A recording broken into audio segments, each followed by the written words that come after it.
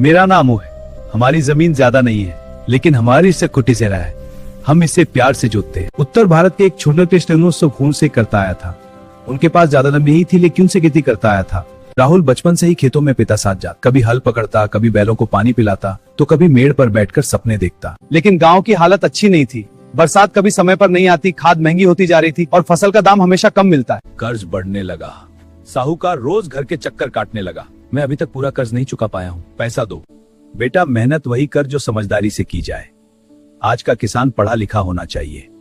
लेकिन राहुल का दिल नहीं माना। वह जानता था कि जमीन छोड़ देना आसान है, लेकिन उसे बचाना असली लड़ाई है।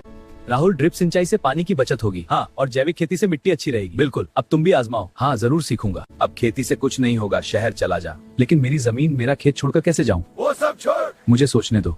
पहली ही फसल में उसे बड़ा झटका लगा। बारिश कम हुई, आधी फसल सूख गई। मेहनत बेकार चली गई। पिताजी, आप चिंता न करें। बेटा, घर और खेत तुम, गांव वालों मदद चाहिए, खेत में पानी दो। हाँ राहुल, हाँ। उसके पिता अक्सर कहते थे, बेटा खेती सिर्फ काम नहीं, इज्जत है।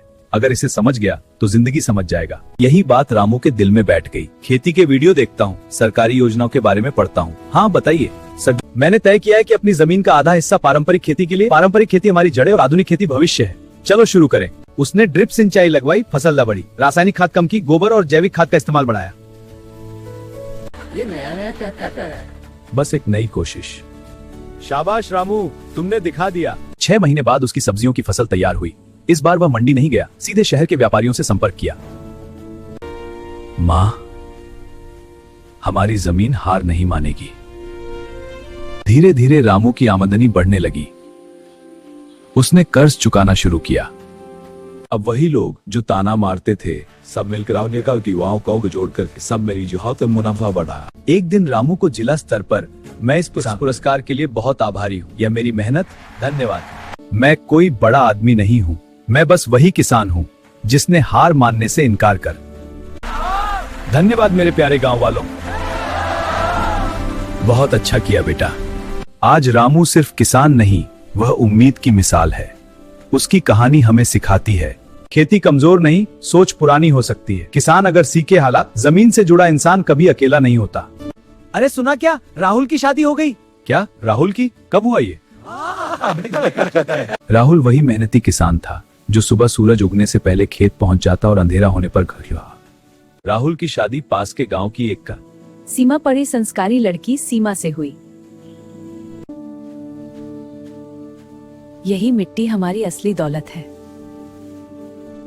राहुल को उसी पर लगा कि उसने सिर्फ पत्नी नहीं, बल्कि जिंदगी की सच्ची साथी पाली है। हाँ राहुल, बीज चुनने में मदद करूं? हाँ धन्यवाद, फसल का हिसाब यहाँ सही है। बहुत अच्छे। पानी ले आई हूँ। मैंने कर्ज चुका दिया। शाबाश बेटा, घर की मरम्मत पूरी हो गई। बहुत अच्छा किया। सपने पूरे हुए। माताजी, पिताजी, अब सब ठीक है। हाँ बेटा, दिल को सुकून मिला। घर में फिर से हंसी लौट आई। आओ गले लग जाओ। ध्यान से काम करना और समय पर खाना खा लेना। मैंने अपने खेत में नई तकनीक अपनाई। मैंने तुम्हें सरकारी योजनाओं के बारे में बताया। हमने मिलकर खेती शुरू की, मंडी में सही दाम मिला। सीमा, ये सब तुम्हारे साथ की वजह से हुआ। मेहनत आपकी है, मैं तो बस साथ हूँ। देखो सीमा, कितना सुंदर हमारा खेत है। ऐसी बहू हो तो। तुम्हारी मेहनत रंग ला रही है।